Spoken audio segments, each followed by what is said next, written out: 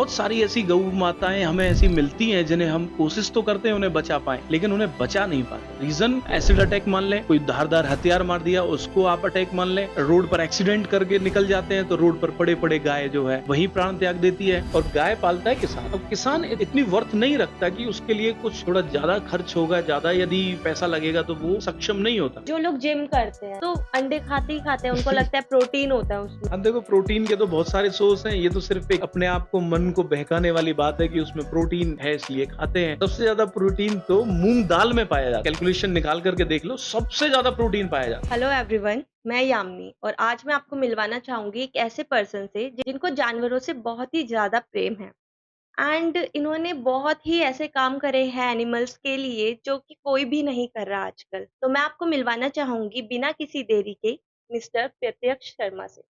तो मैं ये जानना चाहूंगी कि आपको ये काम करने के लिए कहाँ से प्रेरणा मिली, जो आप इतना पुण्य का काम कर रहे हैं? प्रेरणा स्रोत में कहूँ तो मेरा पूरा परिवार, माता पिता और मेरी सिस्टर देवी चित्रलेखा जी। और ब्रज वृंदावन में हम लोग रहते हैं, तो वृंदावन की जो परिधि है वहाँ हम स्वतः ही बहुत सारे संस्कार अपने आप ही ले लेते हैं। और साथ में यदि गौ माता की बात करें तो हर घर में गौ माताएं होती हैं। लेकिन एक समस्या ज़रूर वहाँ हमें देखने को ज़्यादातर मिलती है कि हम इंसानों को तो कहीं न कहीं इलाज मिल जाता है, ट्रीटमेंट मिल जाता है, उनको केयर भी मिल जाती है, उनको सपोर्ट भी मिल जाती है। लेकिन वहाँ गौ माता की बात करें, बेसहारा जीव-जंतुओं की बात करें, तो हर कोई व्यक्ति इतना समय नहीं निकाल पाता, ना ही उनके लिए आगे आ पाता। ऐसा ही माने कि पूरे परिवार का ऐसा सहयोग रहा कि इस सेवा कार्य में 2013 से हम लोग लगे हुए हैं। लगातार हर स्थिति में, हर परिस्थिति में गौ माता के साथ साथ कोई भी बेजुबान जीव-जंतु है, सभी के लिए हमेशा खड़े हैं। तो जैसे कि आपने बहुत ही ज़्यादा एक्सपीरियंस लिया होगा इस चीज़ में, कोई ऐसा एक्सपीरियंस जो आप शेयर करना चाहते हैं, बहुत ही ख़ास रहा हो आपके पास्ट एक्सपीरियंसेस में? एक्सपीरियंसेस तो बहुत सारे हैं। हमारा एक्चुअली दिन जब स्टार्ट होता है ना, वहीं से कुछ ना कुछ नया हमें देखने को मिलता है। और देखने को क्या, उसमें दुःख भी मिलता है, दर्द भी मिलता है, कहीं-कहीं हम खुशी भी मिलती है क्योंकि हम किसी-किसी जीव को बचा पाते हैं। कहीं-कहीं हमें निराश भी होना पड़ता है कि शायद हम इतनी मेहनत करने के बाद भी हम उसे नहीं बचा पाए। तो बहुत सारे एक्सपीरियंसेस हैं, ख़ैर ऐसा नहीं है, लेकिन मैं ये ज़रूर कहूँगा दुखद एक्सपीरियंस बहुत है। बहुत सारी ऐसी गौ माताएँ हमें ऐसी मिलती हैं जिन्हें हम कोशिश तो करते हैं उन्हें बचा पाएँ, लेकिन उन्हें बचा नहीं पाते। रीज़न अ, उनके साथ जो तकलीफ है, जो दुःख है या उनके साथ जो क्रूरता हुई है, चाहे उसे आप एसिड अटैक मान लें, कोई धारदार हथियार मार दिया उसको आप अटैक मान लें। बहुत से लोग तो रोड पर एक्सीडेंट करके निकल जाते हैं, तो रोड पर पड़े-पड़े गाय जो है, वही प्राण त्याग देती है। उस समय जो दुःख दर्द हमें देखने को मिलता है, वो बहुत ही मन को दुखी करने वाला है। तो एक्सपीरियंस में दुखद जो घटना है वो बहुत ज़्यादा है। गाय को यूजुअली, गाय कोई भी जीव है उसको लोग रखते हैं और उसके बाद इसको आप सिंपली बोल सकते हैं, कोई भी रखता है सिर्फ़ ज़रूरत के लिए, ज़रूरत नहीं है तो फिर निकाल देता है। बिल्कुल सही बात है, क्योंकि हम सिर्फ़ ज़रूरत के लिए ही उन्हें पूछ रहे हैं, वरना हम उन्हें पूछते भी नहीं हैं। तो आप कुछ ऐसा बताएँगे कि कानून ने इससे रिलेटेड कुछ भी ऐसा काम कर रहे हैं या करना चाह रहे हैं, जिसके लिए आप भी बहुत एक्साइटेड हैं? लेकिन लॉज़ तो बहुत सारे हैं, ऐसा नहीं है कि एनिमल्स के लिए लॉज़ नहीं है, बट हाँ, उनके अंदर थोड़ी अमेंडमेंट की बहुत आवश्यकता है। जैसे कि यदि हम कोई क्रूरल्टी का कोई केस कहीं भी फाइल करते हैं, बहुत सारे केस हमने फाइल किए हैं। हम तो स्लॉटरिंग के लिए जो गाय जाती हैं, उनको जब हम पकड़ते हैं, तो पूरा ट्रक उनको पकड़ना प्लस उनके साथ में जो तस्करी करते हैं, उनको पकड़ना, फिर उसके बाद उसकी एक अच्छी खासी एक मेहनत करने के बाद तब एक रिपोर्ट बनती है, एफआईआर लॉज़ होती है। अब उस एफआईआर को लॉज़ होते ही तुरंत उसको जैसे ही कोर्ट में पेश किया जाता है, उसको बेल मिल जाती है, ट्रक को बेल मिल जाती है। यानी कि लॉ के अनुसार ये हो सकता है कि उसको पकड़ा गया, वो दोबारा से ट्रक भी उसको दे दिया गया और उस व्यक्ति को भी छोड़ दिया गया कि तू अब दोबारा वो काम करने के लिए फ्री है। इसका मतलब यही हुआ। यदि लॉ थोड़ा स्ट्रॉन्ग होगा, यदि लॉ थोड़ा स्ट्रिक्ट होगा, तो ना तो वो ट्रक छूटेगा, ना वो तस्कर छूटेगा। तो आगे वो स्लॉटरिंग भी नहीं कर सकता, आगे वो ट्रक दोबारा उसमें इस्तेमाल भी नहीं हो सकता। दूसरी तरफ फाइन की बात करें, जो नॉर्मल केसेस हैं, जो मतलब स्लॉटरिंग को हम छोड़ें तो नॉर्मल किसी ने डॉग को मारा है, डंडे से मारा है या किसी ने एसिड भी डाल दिया है। बहुत से लोग घर में बंद करके कई-कई दिन तक रखते हैं। तो ऐसे कंडीशन में फाइन की जो मात्रा है वो भी बहुत कम है। बहुत नॉमिनल फाइन है और उस फाइन से कोई डरता नहीं है, तो बिना डरे उसको करना बहुत मुश्किल है। तो हाँ, अमेंडमेंट होना बहुत ज़रूरी है, फिर भी लॉज़ हैं। बहुत से लोग समझते हैं शायद उन्हें ऐसा आइडिया ही नहीं है कि भई हम किसी के साथ क्रूरता हो रही है तो हम उसको रोकें कैसे? उसके लिए बहुत सारे लॉ हैं। अभी पीसीए एक्ट है जो 1960 गवर्नमेंट का सेंटर का एक्ट है। हर स्टेट में एक लॉ बनता है ज़्यादातर गऊ माताओं के लिए जैसे हरियाणा से मैं बात करूँ तो गौ सेवा आयोग है वो अपने लॉज़ उसके अलग एक नियम है। उसके माध्यम से भी हम कंट्रोल कर सकते हैं। और भी नहीं हो सकता तो सिंपली हम किसी भी पुलिस स्टेशन में जाएँ, थोड़ी-सी उनसे हम रिक्वेस्ट करें तो हमें उनसे सपोर्ट मिलेगी। हमें सहारा लेना पड़ेगा बट थोड़ा-थोड़ा करेंगे तो हम क्रूरता को रोक सकते हैं। तो जो लोग इस काम को करना चाहते हैं, शुरुआत करना चाहते हैं इस काम से रिलेटेड जैसे कि जानवरों के अधिकार के लिए, तो आप उनको क्या सलाह देना चाहेंगे? शुरुआत तो देखो बहुत एक छोटे-छोटे बूँद से ही होती है और वो बूँद है स्टार्टिंग में आपका किसी भी एक अच्छी एनजीओ, एक संस्था, किसी भी एक सेवा करने वाले व्यक्ति या उनके कैंपस में जाना। यदि आप एक अच्छी जगह पे जाओगे, तो आपको वहाँ से 1, 2, 3, 4 बार में धीरे-धीरे कुछ न कुछ सीखने को मिलेगा और फिर उसके बाद मैं ये बात हमेशा बोलता हूँ कि आप उस सेवा को नहीं कर रहे, हम उस सेवा को नहीं कर रहे हैं। वो सेवा हमको पकड़ रही है, हमसे वो सेवा करा रही है। बिल जब आप जाने लगोगे कहीं पे, तो वो सेवा आपको स्वतः ही पकड़ लेगी, आप खुद उस काम में अपने आप लग जाओगे। तो यदि आप अच्छा काम करना चाहते हो, तो अच्छी जगह पे जाओ, आप अच्छा काम अपने आप करने लग जाओगे। तो जैसे कि आपकी जो सक्रियता है, उसके लिए आपके लॉन्ग टर्म गोल्स क्या हैं? बहुत समस्याएँ खैर अभी तो, 1-2 नहीं है, समस्याएँ तो बहुत हैं और इन समस्याओं को अकेला कोई व्यक्ति नहीं कर सकता। उसके लिए गवर्नमेंट को भी साथ आना पड़ेगा, लोगों को भी साथ आना पड़ेगा, सोसाइटी के अच्छे-अच्छे लोगों को साथ आना पड़ेगा, तब जाकर के थोड़ा-सा हम चेंज जो है, कर सकते हैं। अपनी ओर से तो हम अपनी पूरी टीम, पूरी हमारा गौ सेवा धाम जो परिवार है और पूरे जो आसपास के क्षेत्र के जो भी सक्रिय लोग हैं, उन सबको लेकर के हम बहुत प्रयास करते हैं। दिन-रात करते हैं। लोगों को अवेयरनेस के तौर पर, लोगों को कैंप लगा कर के ट्रीटमेंट के तौर पर, हमें कोई इंजर्ड मिल भी जाता है, तो हम उसका ट्रीटमेंट कैसे करें, उसके लिए फर्स्ट एड ट्रीटमेंट का कैंप लगाते हैं, कॉलेजों में लगाते हैं। स्टूडेंट्स को जागरूक करते हैं। कॉलेजों में हम जाते हैं, जहाँ स्टूडेंट्स को फर्स्ट एड कैंप जो है उसकी ट्रेन कराते हैं। हमारे यहाँ पर कैंप हम लगाते हैं, कि स्टूडेंट्स वहाँ पर आएँ और उनको अपने वहीं पर हम रख कर के ट्रीटमेंट सिखाना, फर्स्ट एड सिखाना, वो सारी चीज़ें करते हैं और उसके अलावा जो मेजर है, हम खुद जो कर सकते हैं, वो है हमारा खुद का हॉस्पिटल। हम अपने ही हॉस्पिटल को एक मल्टी स्पेशलिटी हॉस्पिटल नया बना रहे हैं, जिसमें 5 स्टोरीज़ हैं। अब गूगल पे भी कल की बात मैं गूगल पे सर्च कर रहा था, एक्स-रे मशीन फॉर काउज़। आपको कहीं भी गूगल पे एक्स-रे मशीन फॉर काऊ नहीं मिलेगी। आपको यदि वहाँ मिलेगा भी तो गूगल अपने आप सर्च करके दिखाएगा, उसमें हॉर्स होगा, घोड़ा होगा ओके। उसमें। और वो भी होंगे फ़ॉरेन की टेक्नोलॉज़ी, फ़ॉरेन के फ़ोटो, फ़ॉरेन के डॉक्टर्स होंगे। क्योंकि हमारे यहाँ लार्ज एनिमल का मतलब है सिर्फ़ और सिर्फ़ गाय।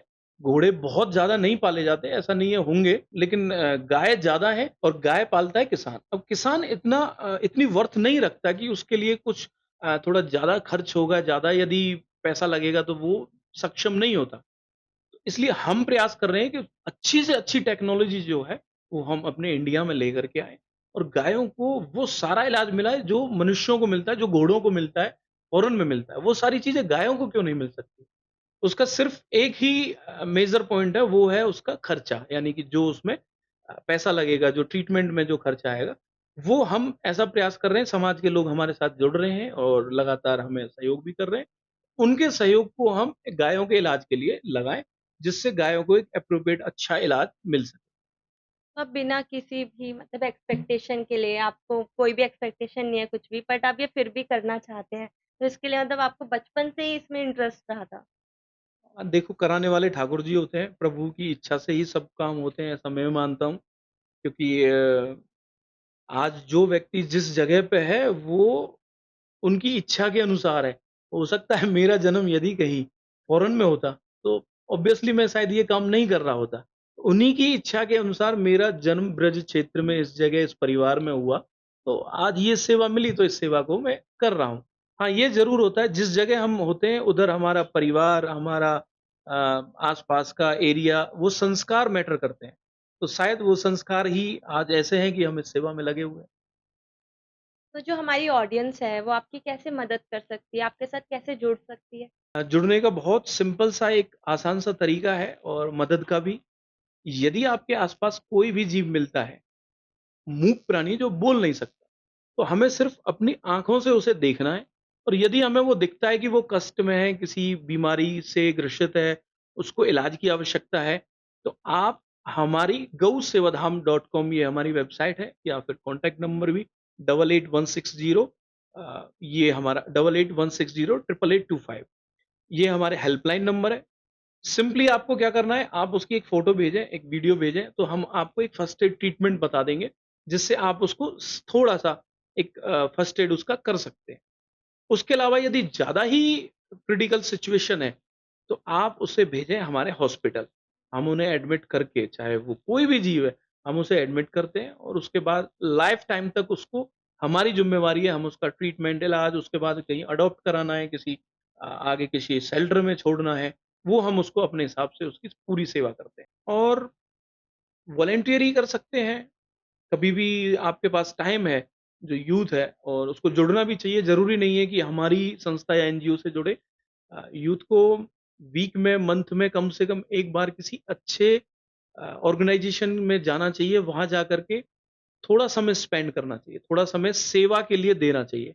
जब आप सेवा करने लग जाओगे, तो आप अपने जो मटेरियलिस्टिक लाइफ़ है, उसको जितना डेवलप कर रहे हो, आप साथ-साथ में अपने इंटरनल जो अपनी आपकी खुद की जो लाइफ़ है, खुद की जो आत्मा है, उसको भी थोड़ा-थोड़ा डेवलप करने लग जाओगे। तो थोड़ा समय कहीं न कहीं सेवा में अवश्य दें। ठीक है, तो जो आपकी वेबसाइट है उसके थ्रू आप लोगों की हेल्प कर सकते हैं। इस नंबर पे आप लोग अगर कॉल करेंगे तो आपके पशुओं को बहुत मदद मिलेगी। अच्छा, मैं ये जानना चाहूँगी कि आप ये सब कुछ काम फ्री में करते हैं? हाँ जी, बिल्कुल फ्री है। एम्बुलेंस का लाना, ले जाना और ट्रीटमेंट, दवाई, गोली, डॉक्टर्स जो हमारी टीम है सब पेड है पर लेकिन हम किसी से चार्ज नहीं करते। ओके। हमें जो भी ट्रीटमेंट करना है किसी का भी हम वो सब फ्री ऑफ कॉस्ट करते हैं।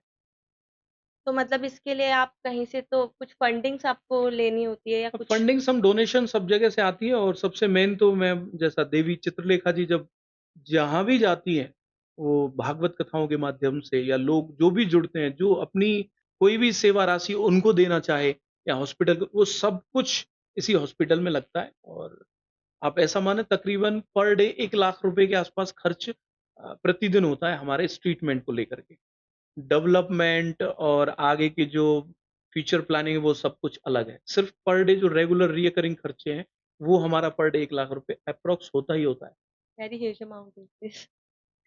तो जैसे कि आप लोग एनिमल्स के लिए काम करते हैं और इसी ही टाइम पर लोग नॉन-वेज भी खाते हैं।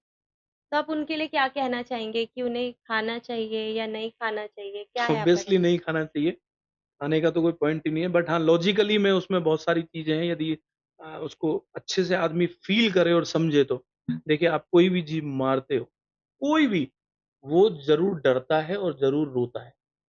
यदि वो डरता है और रोता है तो उसके अंदर वो एक फ़ील जो उसने उस लास्ट समय में की, वो फ़ील उसके पूरी बॉडी के अंदर होती है। जब हम भी डरते हैं तो क अच्छा फ़ील करते हैं तो गूज़बम्प्स आते हैं, पूरे शरीर में आते हैं, डरते हैं तो पूरा शरीर डरता है, पसीना आता है तो पूरा शरीर में पसीना आता है। तो जब वो डरता है तो पूरे शरीर के अंदर वो डर व्याप्त होता है। हुँ, उसका रोना, उसका दुःख, दर्द। अब हम क्या करते हैं उसी को काट के और उसी को खाते हैं। वही आज हमारे अंदर इकट्ठा होता जा रहा है। जो आप एक तनाव भरी चीज़ देखेंगे तो इससे पहले नहीं थी।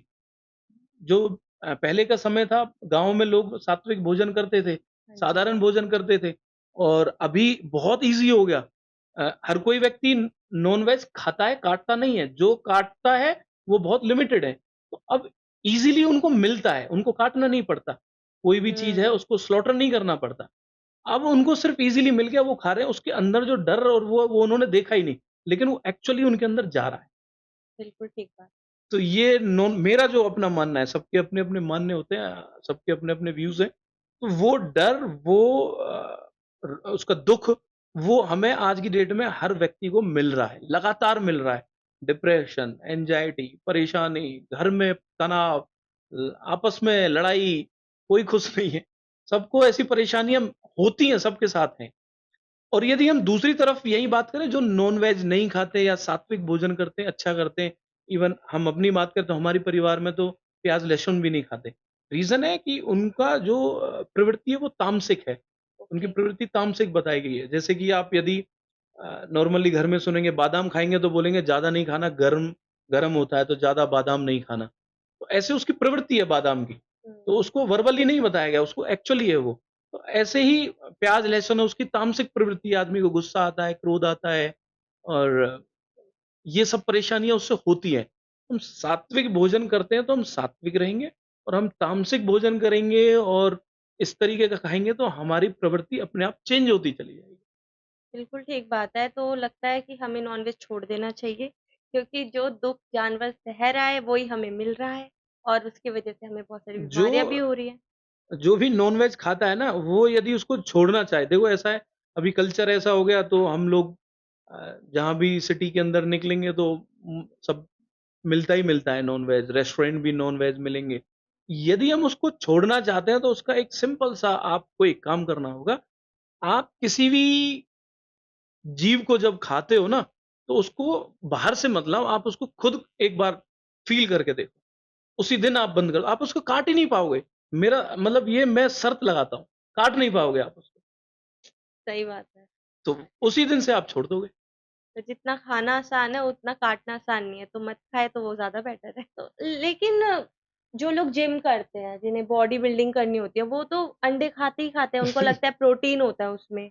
उनको क्या करना चाहिए? अब देखो प्रोटीन के तो बहुत सारे सोर्स हैं, ये तो सिर्फ़ एक अपने आप को मन को बहकाने वाली बात है कि उसमें प्रोटीन है इसलिए खाते हैं, क्योंकि मार्केट में ईज़िली अवेलेबल हो जाता है तो इसलिए इसमें प्रोटीन है। प्रोटीन तो बहुत सारी चीज़ों में प्रोटीन लॉजिकली भी आप देख लो प्रोटीन तो सबसे ज़्यादा जो जिम जिम बॉय हैं उन्हीं के लिए बता रहा हूँ, सबसे ज़्यादा प्रोटीन तो मूँग दाल में पाया जाता है।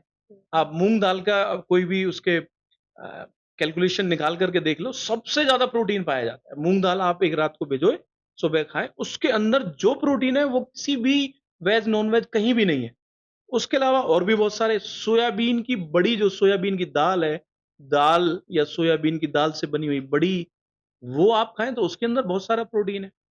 और ये तो सिर्फ़ एक सोसाइटी ने एक बना दिया कि हाँ, हमें प्रोटीन लेनी है तो प्रोटीन जो है अब तो इवन डॉक्टर्स भी बहुत बोलते हैं कि विटामिन डी की कमी है, इंडिया में लगभग हर तीसरे व्यक्ति को ये कमी मिलेगी। बिल्कुल। विटामिन डी की कमी है जी लेकिन आप वेज खाते हो, तो फिर आप कुछ दवाइयाँ ये वाली ले लो, नहीं तो फिर वो रिकमेंड करते हैं सीधा आप नॉन-वेज खाएँ। हुँ, ऐसा नहीं है विटामिन डी का सबसे मेन सोर्स सबको पता है, बच्चों छोटे-छोटे बच्चों को पढ़ाया गया विटामिन डी का सोर्स है सूरज। राइट।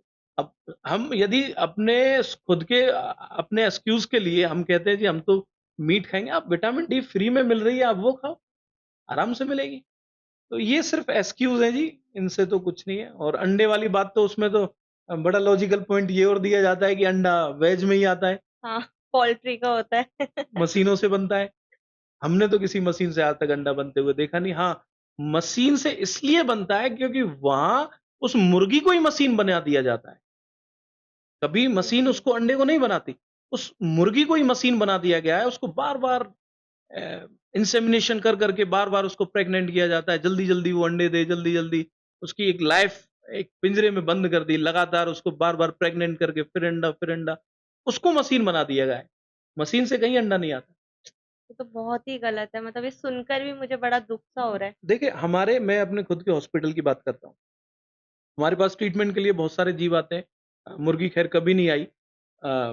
भेड़, बकरी, गाय और बंदर जब वो आते हैं ट्रीटमेंट को, तो हमें उन्हें बंद करके रखना पड़ता है। मीन्स हम उन्हें खुला नहीं छोड़ सकते, वो भाग हुँ, जाएँगे और भाग जाएँगे तो हम ट्रीटमेंट नहीं कर पाएँगे। तो हमें उनको एक केज बना के रखना पड़ता है, केज में रखते हैं।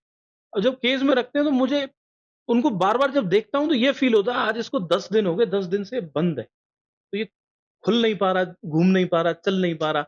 जब हम फ़ील करते हैं तभी हम उसके दर्द को समझ पाएँगे। अब वहीं हम देख रहे नहीं, हम जा नहीं रहे, पोल्ट्री फ़ार्म में नहीं जा रहे, मुर्गी फ़ार्म में नहीं जा रहे, हम बकरी फ़ार्म में नहीं जा रहे। लेकिन हम जब जाएँगे, जब फ़ील करेंगे ना तो उस मुर्गी को एक इतने से बॉक्स में रखा गया है। केवल वहीं से वो इधर घूम कर के पानी पी लेती है, इधर घूम के वो चारा खा लेती है और फिर डॉक्टर आएगा, उसको इंजेक्शन लगाएगा, फिर वो प्रेग्नेंट होगी, फिर वो अंडा देगी।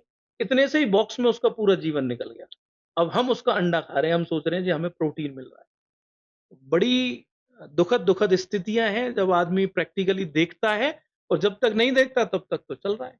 मतलब तब अंडे तक में तो प्रोटीन नहीं होता। ऐसा नहीं कह सकते। देखो प्रोटीन क्या है? ऐसे तो प्रोटीन मैं बताता हूँ आपको बुरा लगे, प्रोटीन तो मेरे अंदर भी है, मुझे खा जाओ क्योंकि मेरी बॉडी भी तो उसी चीज़ की है। आप अपने मम्मी-पापा को क्यों नहीं खाते? उनमें प्रोटीन है। भाई वो भी तो जो ये मांस है, मांस में ही तो प्रोटीन है। हाँ, प्रोटीन कोई ऊपर से तो आया नहीं, जो मांस है ये वाला मांस है, मेरे में भी प्रोटीन है। वो नहीं खा सकते ना, क्योंकि वहाँ लॉज़, ह्यूमन राइट्स सब आ जाएँगे। इनके लिए कोई खड़ा नहीं है। ये दिक्कत आती है। सही बात है। ये तो बहुत ही इम्पोर्टेंट बात आपने बताई। तो आप लोग प्लीज़ वेगन पे जाना पसंद करें क्योंकि दाल भी उतना ही प्रोटीन देती है जैसे कि बताया सर ने। विटामिन डी हमें सूर्य से मिलती है, तो बेटर है कि हम सूर्य की रोशनी को लें, ये सब करने से ज़्यादा अच्छा रहेगा। आजकल जैसे कि डॉक्टर्स हैं, वो मना करते हैं कि दूध भी नहीं पीना है, लेकिन हम लोग तो दूध नहीं छोड़ सकते हैं। कुछ लोग तो बचपन से पी रहे हैं, उनको तो पीना ही होता है, वो नहीं छोड़ सकते हैं। तो इसके बारे में आप क्या कहना चाहेंगे? क्योंकि गायों को भी स्टेरॉइड्स दे करके उनसे दूध ज़्यादा बनवाया जाता है। तो आप क्या कहना चाहेंगे? देखिए, ये पॉइंट्स जाता है सिर्फ़ कमर्शियल लेवल पे। जब हम कमर्शियल लेवल पे या किसी डेयरी फ़ार्मिंग की तरफ जाएँ, वो जो केवल और केवल सिर्फ़ प्रॉफ़िट के लिए काम करती हैं। जिन्हें ये है कि यदि गाय बीमार है, परेशान है या कैसी भी कंडीशन में हमें तो सिर्फ़ दूध चाहिए, हमें तो दूध दो। इसको यदि आप मेरे गाँव में आओ या मेरे क्षेत्र में आओ और जो किसान पालक है, जो गाय को एक परिवार के हिस्से की तरह पालता है, वो उसको एक परिवार का हिस्सा ही समझता है, उसको एक पूरा टाइम पीरियड उसको दिया जाता है कि इस समय गाय अब प्रेग्नेंट होगी, इस समय बच्चा देगी, फिर उसके बाद 6 महीने दूध देगी, फिर उसके बाद साल भर वो फ्री रहेगी, फिर उसके बाद अगले बार जैसे एक घर में नॉर्मल वूमन होती है, ऐसे ही उसको ट्रीट किया जाता है। अब वहाँ गाय को जब ट्रीट ही एक घर के परिवार के हिस्से की तरह किया जा रहा है, तो उसका जो दूध है वो एक माँ की तरह ही हमें मिलता है। हाँ और जी। उस दूध में और मार्केट में जो हमें दूध मिलता है उसमें बहुत अंतर होता है। सेम वही चीज़ है, आप जिस सिचुएशन में हो उसी सिचुएशन में आपके द्वारा दिया गया दूध है। यदि गाय एक बंधी हुई जगह पे और बड़ी क्रिटिकल सिचुएशन में है और उससे दूध ज़बरदस्ती लिया जा रहा है, तो उसका इतना बेनिफिट नहीं होगा, जितना हम एक एक्चुअल एक परिवार के हिस्से की तरह हम जो गौवंश चाहे हम भैंस भी रखते हैं, उनका जो जितना बेनिफिट होगा वो एक डेयरी फार्मिंग नहीं दे सकता। तो यही लॉजिक है मेन तो। सेकंडली ये है डेयरी फार्मिंग में जब हम ज़्यादा दूध लेते हैं तो ऑक्सीटोसिन उसको दे करके ये किया जाता है कि वो ज़्यादा दूध दे और बार-बार दूध दे, दोनों टाइम दे, तीनों टाइम दे। इस वजह से उस दूध की इतनी वैल्यू नहीं है जो एक्चुअल में दूध गऊ माता का हम मानते हैं। बाकी दूध तो गाय जब बच्चा देती है, तो गाय की एक प्रवृत्ति है कि वो दूध देती है। जैसे मैं आपको एग्ज़ाम्पल देता हूँ। आप हम कभी भी कोई भी व्यक्ति ना तो ये कहता है, ना ये कभी करता है कि वो कुत्ते का दूध पिए बिल्कुल। या वो घोड़े का दूध पिए हुँ, या आप कहें खच्चर जो बोझा होता है उसका दूध पिए। घोड़ा दौड़ के लिए ही काम आता है और कुत्ता घर में नॉर्मली लोग शौक के लिए, रखवाली के लिए, सेफ्टी के लिए रख लेते हैं। अब गाय से हम रखवाली नहीं करा सकते, गाय से हम घुड़सवारी नहीं कर सकते। गाय की प्रवृत्ति है कि गाय हमें एक परिवार के हिस्से की तरह दूध ही देती है, हमारे परिवार का भरण-पोषण करती है। एक समय ऐसा होता है कि भेड़ की प्रवृत्ति है, उसका वूल जो है, उसकी जो ऊपर की वो है, वो यदि नहीं काटते हैं, तो वो ज़्यादा बढ़ती चली जाएगी। और ये होता है समय के अनुसार।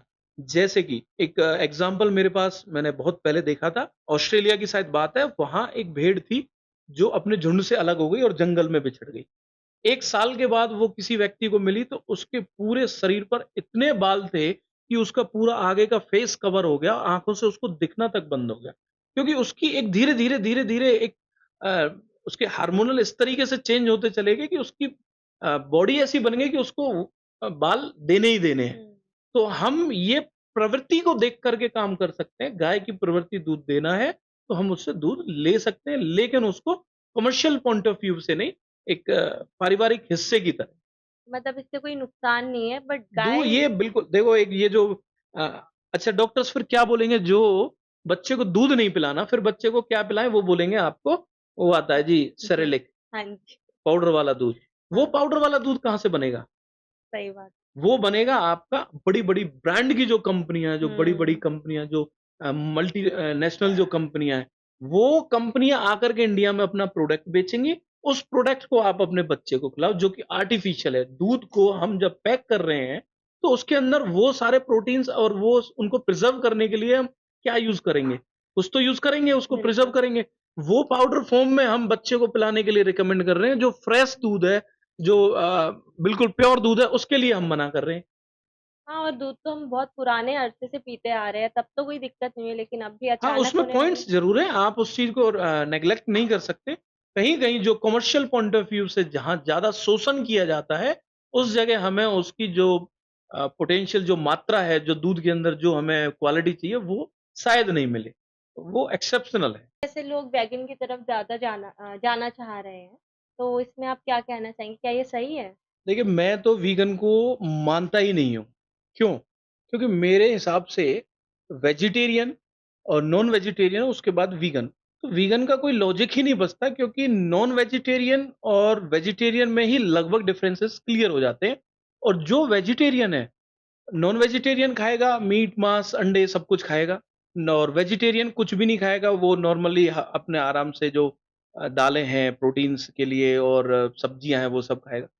और अब वो जो व्यक्ति मीट खा ही नहीं रहा, तो वो किसी जीव को परेशान क्यों करेगा?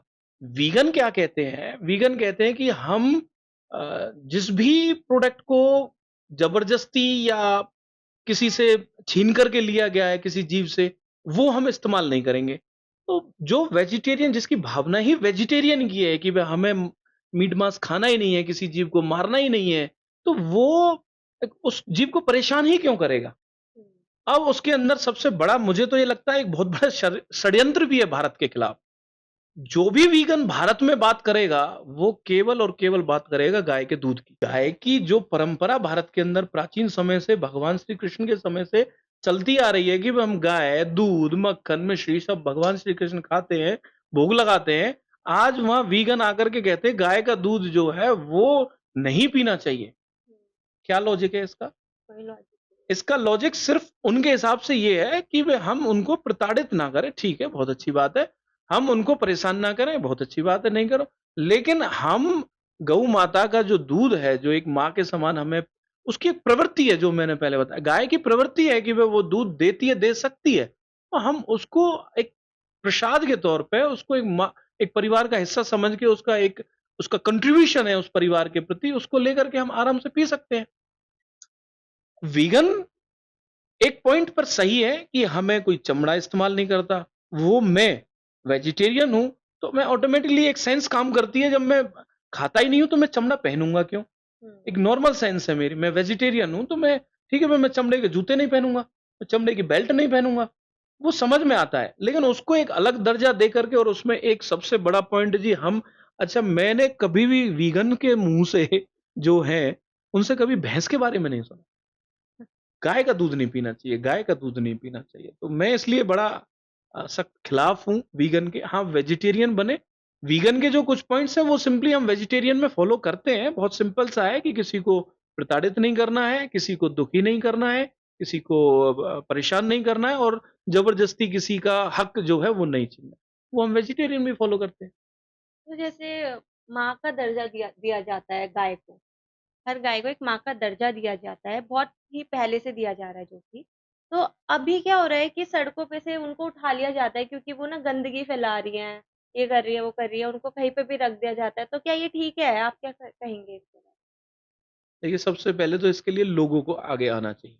जो हिंदू है, जो सनातनी है, जो अपने मन की भावना से ये बात कहते हैं कि हाँ जी, हम हिंदू हैं। उनको इसके लिए तो आगे आना चाहिए क्योंकि सिर्फ़ कहने से ही हिंदू नहीं होता, करने से होता है और करने के लिए आपके घर में एक गाय होनी अनिवार्य है। अब आपके घर में गाय नहीं है, तो वो गाय जाएगी कहाँ? आपने इतने बड़े-बड़े बिल्डिंग्स बना लिए, इतने बड़े-बड़े ये फ्लैट्स बना लिए, सोसाइटीज़ बना ली। यहाँ पर ग्रेटर नोएडा से अभी हम होकर के आए हैं। ग्रेटर नोएडा पहले बिल्कुल अच्छा जंगल था, बहुत बढ़िया मतलब हरियाली थी और खेत थे। पूरा डेवलप कर दिया। में? अब डेवलप कर दिया तो उस जगह के जीव कहाँ गए? कहाँ जाएँगे? सड़कों पे। हमने अपनी उनकी जो जगह जीवों के लिए थी, जो जगह गायों के लिए, जीवों के लिए, बेजुबानों के लिए थी, वो हमने अपना कब्ज़ा कर लिया, हमने वहाँ बिल्डिंग्स बना दी। क्या पृथ्वी पर जब ये पृथ्वी बनी थी, तो क्या पहले ही सबकी रजिस्ट्री हो गई थी कि केवल इंसान की जगह है और जीवों की नहीं है? वो धीरे-धीरे इंसान मजबूत होता जा रहा है, उसने अपना हक ज़्यादा जमा लिया तो आज वो जीवों को कहीं समझ नहीं रहा। अब वो जब हमारे घर के आस-पास आ जाते हैं, अब कहते हैं ये गंदगी कर रही है। यहाँ पर कुत्ते जो परेशान करते हैं, यहाँ पर रात भर कुत्ते भौं-भौं करते हैं। आप कुत्ते के घर में अपना घर बना कर के बैठे हो और आप कह रहे हो जी वो यहाँ पे भौं-भौं, भौं-भौं कर रहा है। तो यहाँ गलती इंसान की है। हाँ, यदि हम डेवलपमेंट कर रहे हैं तो हमें अपने लिए नहीं उनके लिए भी डेवलपमेंट करनी चाहिए। अच्छे-अच्छे शेल्टर बनाओ, वृद्धाश्रम बना रहे हो तो क्या एनिमल्स के लिए नहीं बनाओगे कहीं एक? एक अच्छा-सा एनिमल्स के लिए शेल्टर बनाओ, गायों के लिए अलग बनाओ, कुत्तों के लिए अलग बनाओ, पक्षियों के लिए बनाओ। पक्षी कहाँ जाएँगे? पेड़ कटते जाएँगे, पक्षी कहाँ जाएँगे? लॉजिकल बात है उसको समझने के लिए आदमी को थोड़ा-सा समय देना पड़ेगा और उसको समझना ही पड़ेगा तभी और नेचर सबसे बड़ी बात, इस बात को आप ऐसे भी मान लो, आज आप डेवलपमेंट कर रहे हो और करते रहोगे, लेकिन नेचर चेंज हो जाएगा। आज भी नेचर चेंज है। जो हमारे दादा-परदादा, आपके दादा-परदादा जो पहले बताते होंगे कि इस समय ये बरसात होती थी, इस समय ऐसे होती, वो चेंज हो गया। सर्दी इतनी होती थी, पारा जमता था, आज वो पारा नहीं जमता। बरसात इतनी होती थी जिसको झड़ बोलते थे, कम से कम 10-10 दिन तक लगातार बरसात हो रही है, झड़ हो रही है। आज एक दिन बारिश हो गई तो वीडियोज़ बन जाएँगी, पानी भर गया, नाले भर गए, वो भर गया, इतना-इतना पानी आ गया। रीज़न क्या है हमने डेवलपमेंट तो कर दी, लेकिन उस डेवलपमेंट में पूरी प्रकृति के साथ छेड़छाड़ कर दी। अब प्रकृति अपने अनुसार नहीं चल पा रही है, तो दिक्कत तो उसमें आएगी आएगी। फिर भी अब डेवलपमेंट के साथ हमें थोड़ा-सा पार्ट जो है, जिस सोसाइटी में हम रह रहे हैं, उस सोसाइटी के जो भी जीव हैं, जो भी और अन्य जो जीव हैं, सबका हमें ख़्याल रखना चाहिए। बिल्कुल, जैसे कि अभी मैं देख हम सभी जानते हैं कि कुछ लोग पशु-पक्षियों को या फिर पेट्स को अपने घर में रखते हैं, उन्हें बच्चे कहते हैं और वो अडॉप्ट करना चाहते हैं उनको, अपना मतलब आगे परिवार नहीं बढ़ाना चाहते, उनके साथ ही खुश है। ये भी बहुत कुछ अभी हो रहा है, तो क्या ये ठीक है? बिल्कुल ठीक है। आप परिवार में एक जीव कोई भी बेजुबान जो बोल नहीं सकता उसको आप परिवार का हिस्सा बना रहे हो, बहुत अच्छी बात है। लेकिन आप हिस्सा किसको बना रहे हो? इसमें से आपको 90% कौन मिलेंगे? जो मार्केट में जाएँगे, एक अच्छी-सी बड़ी-सी शॉप देखेंगे, जिसमें पेट्स मिलते हैं, डॉग्स मिलते हैं, ब्रीड के अच्छे-अच्छे महँगे-महँगे, 1 लाख का है, 5 लाख का है, 10 लाख का है, ये तो जी वहाँ का जर्मन का है, ये वहाँ का है। आप वहाँ से वो कुत्ता मँगवाओगे, उसको आप एक परिवार का हिस्सा बनाओगे। वहीं उस कुत्ते को आप घर में अच्छे से पाल रहे हो और गलती से बारिश में, धूप में, बरसात में सर्दी में एक कुत्ता घर के बाहर आ गया, आप यदि अच्छे पैसे वाले तो सिक्योरिटी गार्ड को बोलोगे, "भगाओ उसको, भगाओ।" डंडे मारो उसको भगाओ। कॉलोनी में आप पूरी कॉलोनी में, सोसाइटी में ऐसा माहौल बना देंगे कि भई हमारी सोसाइटी में डॉग्स नहीं रहते। हमारी सोसाइटी में गेट बंद रहता है, डॉग्स अंदर नहीं आते, गाय नहीं आती। आप एक तरफ अच्छा दिखा रहे हो कि मैं डॉग लवर हूँ, मैं एनिमल लवर हूँ और मैंने घर में एक किट्टू पाल रखी है। ये हमारी बहुत अच्छी किट्टू है, बेटी जैसी है और ये है। और वहीं आप बाहर वाले जीव को तो कुछ समझ ही नहीं रहे। वो तो देखो एनिमल लवर तो है नहीं, ना ही वो एक सामाजिक एक दृष्टि से वो एक सही है, वो अपने आप को और हमें हमें भी क्या अपने आप को पागल बना रहा है। इस तरीके बिल्कुल, से कह के कि जी मैंने एक कुत्ता घर में अपने बेटे के समान पाला हुआ है, एक कुत्ता बाहर भी है उसको भी पाल लो, सही बात है। एक कुत्ता मत पालो, उस कुत्ते के लिए कुछ अरेंजमेंट कर दो। हुँ, भई 2, 4, 5, 10 डॉग्स गली में आपके आस-पास दूसरी जगह और ऐसी जगह जो ग्राउंड्स होते हैं वहाँ पर घूमते हैं, उनके लिए छोटा-सा एक पॉट रख दो, पानी रख दो, उसमें एक व्यक्ति की ड्यूटी लगा दो, आपके पास पैसा बहुत है तो एक व्यक्ति लगा दो, भई डेली इनके लिए पानी डाल दो, थोड़ा-सा खाना डाल दो, बिल तब तो आप animal animal lover, lover dog है। लवर माने जाओगे कि आप खाली उसको घर में एक ही कुत्ते को पाल के ये ये तो गलत है, तो फिर मतलब हमें सबके साथ ही लव दिखाना चाहिए अपना पेट्स को लेके, चाहे वो अपना हो, चाहे वो गली का हो। बिल्कुल। एंड एक और चीज़ है कि लाइक मेडिकल में आजकल एनिमल्स को यूज़ किया जाता है रिसर्च वर्क के लिए। तो इसमें क्या कहना चाहेंगे आप? क्या ये ठीक चल रहा है सब कुछ? देखिए, सबसे पहले तो ये गवर्नमेंट की सबसे बड़ी एक कमी मैं कहूँगा क्योंकि लॉ गवर्नमेंट ने बनाया है, ये मैंने नहीं बनाया, आपने नहीं बनाया, ये लॉ है। एज़ पर लॉ इसको हम कर सकते हैं। और जब एज़ पर लॉ ही कर सकते हैं तो फिर उसमें आदमी क्या करेगा, एनिमल एक्टिविस्ट क्या करेगा, एक एनिमल लवर क्या करेगा? उसको कोई रोक ही नहीं सकता। हाँ, ये है बिल्कुल सरासर गलत। आप अच्छा, मुझे टेस्टिंग करनी है, तो क्या ये बेजुबान ही बचे हैं जो बोल नहीं सकते? इंसानों पे करके दिखा दो एक टेस्टिंग। एक बिल्कुल, इंसान का बच्चा ले लो, अब बच्चा तो उसका भी है, चाहे वो बकरी का बच्चा है, चाहे वो चूहे का बच्चा है, चाहे वो बंदर का बच्चा है, उसका भी बच्चा, बहुत सारी वीडियोज़ है, सोशल मीडिया का ज़माना है, सारा यूथ है, देख लो आप। किसी बहुत सारी वीडियोज़ मिलेंगी, बच्चा मर गया, माँ अपने पेट से लगा के घूम रही है। उसको भी हुँ, इतनी सेंस है कि मेरा बच्चा मर गया, चलो उसको लेके बहुत सी कुत्ते रोते हैं, उनका बच्चा रोड पर एक्सीडेंट हो जाता है, वो माँ उनके आस-पास बैठी रोती रहती है। कोई गाय है, एक वीडियो अभी बहुत रिसेंटली अभी चली थी, उसके बारे में पता मैंने एग्ज़ैक्टली किया था, कि वो गाय प्रेग्नेंट थी और उसके बच्चे को और उसको भगाने के लिए वो अम्मा थी, उसने उसको मारा था। अब वो गाय एग्रेसिव हो गई, उसने उसको वापस मार दिया। इस तरीके की बहुत सारी घटनाएँ, बहुत सारी वीडियोज़ जब उनके लिए उनके बच्चे प्रिय हैं, हमारे लिए हमारे बच्चे प्रिय हैं, तो केवल उन्हीं के ऊपर क्रूरता क्यों? उन्हीं के ऊपर टेस्टिंग क्यों? ये गलत। एक वीडियो मुझे ध्यान है, एक माँ की ममता तो सबके लिए समान है, ये उसके लिए किया जा रहा है कि वो भी किसी का बच्चा है, वो भी किसी की परिवार का हिस्सा है, वो किसी का पिता है, किसी की माँ है, तो उनको ही कैसे मार चूहा है, एक उसकी वीडियो है, वो मतलब उसके 3 बच्चे हैं छोटे-छोटे, उसको लेकर के ऐसे ऊपर जाती है। बार-बार जाती है, बार-बार जाती है, नहीं पहुँच पाती है, फिर जाती है, फिर जाती है, बार-बार बच्चा गिर जाता है, फिर कोशिश करती है, 10, 15, 20 बार में जा कर के अपने छोटे बच्चे को वापस बिल में ले जाती है। तो ये माँ की ममता है, जैसे हाँ जी। इंसानों की ऐसी है, जानवरों की भी है। यदि उसके अंदर सेंस नहीं होती, तो उसको तो ये था कि भाई ठीक है, एक तो छूट गया तो छोड़ो। उसको पता है मेरा एक बच्चा रह गया, उसको लेकर के जाना है। तो सबके लिए परिवार और एक माता-पिता, बच्चे सबके लिए समान है, जीवों के लिए भी समान है। मतलब आप चाहेंगे कि ये लॉ चेंज हो। बिल्कुल चेंज हो। अब यूथ को आप कैसे इंस्पायर करेंगे ये काम करने के लिए? क्योंकि अगर आप कर रहे हैं तो आप चाहेंगे कि सब लोग ये काम करें, तो आप यूथ को कैसे इंस्पायर करें? ये यूथ अपना सारा काम करे, आप जॉब करो, आप बिज़नेस करो, आप अपना प्रोफ़ेशन अच्छे से करो, जिस भी फ़ील्ड में हो आप उसमें खूब मेहनत करो। लेकिन आप एक थोड़ा-सा समय आप जिस सोसाइटी में रह रहे हो, शहरों के अंदर जिस सोसाइटी में रहते हो, उस सोसाइटी का एक मुझे एग्ज़ैक्टली वर्ड याद नहीं है, उसका एक एक फ़िक्स अमाउंट देना पड़ता है हर हाँ, फ्लैट वाले को। मेंटेनेंस। मेंटेनेंस चार्जेज़ टाइप का ये देना पड़ता है। वो इसलिए देना पड़ता है क्योंकि आप उस सोसाइटी में रह रहे हो, आपकी ज़िम्मेदारी बनती है, आपको देना पड़ेगा। अब जब इतनी सी सोसाइटी में रह रहे हैं, उसको देना पड़ रहा है, तो इतनी बड़ी जो ये सोसाइटी है, जो ये पूरी हमारी पृथ्वी है, ये भी एक सोसाइटी है, इसमें भी हम रह रहे हैं। उस सोसाइटी को भी हमें कुछ देना पड़ेगा।